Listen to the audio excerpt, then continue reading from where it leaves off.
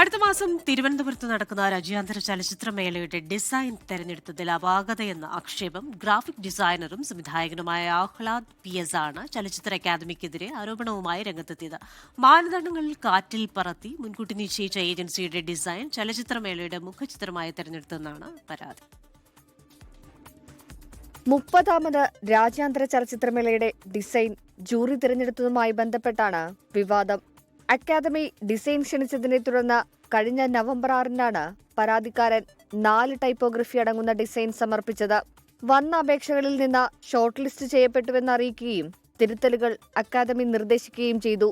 ദിവസങ്ങൾക്ക് ശേഷം മാനദണ്ഡങ്ങൾ പാലിക്കാത്ത മറ്റൊരു ഏജൻസിക്ക് ഇരട്ടി തുകയ്ക്ക് കരാർ നൽകിയെന്നാണ് പരാതി. നേരത്തെ ഈ വർക്ക് അവർ ഫൈനൽ ചെയ്തിട്ട് വേറെ ആൾക്ക് കൊടുക്കുകയും നമ്മളെ കൊണ്ട് ചെയ്യിക്കുകയും ചെയ്യുന്നു എന്നുള്ളതാണ്. മാത്രമല്ല എൻ്റെ ഡിസൈൻസ്, എൻ്റെ ഗംഭീരം എന്ന് പറഞ്ഞ അവിടെ കളർ സ്കീമുകളൊക്കെ പലപ്പോഴും അതിൻ്റെ ഒരു ചെറിയ ലൈറ്റസ്റ്റ് ആയിട്ട് ഈ പുതിയ ഡിസൈൻസിൽ ഉൾക്കൊള്ളുകയും എൻ്റെ ഓപ്ഷൻസിലെ പല സാധനങ്ങൾ, ചില എലിമെന്റ്സ് ഈ പുതിയ ഡിസൈനിൽ വരികയും ചെയ്തു. എന്താണെന്ന് അറിയില്ല. അങ്ങനെ ചെറിയൊരു വിഷയം അതിനകത്ത് ഉണ്ടായിട്ടുണ്ട്. ആദ്യഘട്ടത്തിൽ ഷോർട്ട് ലിസ്റ്റ് ചെയ്യപ്പെട്ട എൻട്രികളിൽ രണ്ടാമതായിരുന്ന ഡിസൈനാണ് ജൂറി തിരഞ്ഞെടുത്തതെന്നും ആഹ്ലാദ് പറയുന്നു. രൂപകൽപ്പനയുടെ തുടർച്ചാ ചിത്രങ്ങളടങ്ങിയ ഫയലുകൾ നിശ്ചിത സമയത്തിനുള്ളിൽ സമർപ്പിക്കാനും ജൂറി അംഗങ്ങൾ നിർദ്ദേശിച്ചിരുന്നു. തിരഞ്ഞെടുക്കപ്പെടാത്ത ചിത്രത്തിനായി പ്രതിഫലമില്ലാതെ കലാകാരനെ കൊണ്ട് ജോലികൾ ചെയ്യിപ്പിച്ചതും വഞ്ചന. തന്റെ വർക്കുകളിലെ കളർ തീമും ഓപ്ഷനും ഉൾപ്പെടെ പലതുമെങ്ങനെ ജൂറി നിലവിൽ തിരഞ്ഞെടുത്ത വർക്കിൽ വന്നെന്നും പരാതിക്കാരൻ ചോദിക്കുന്നു.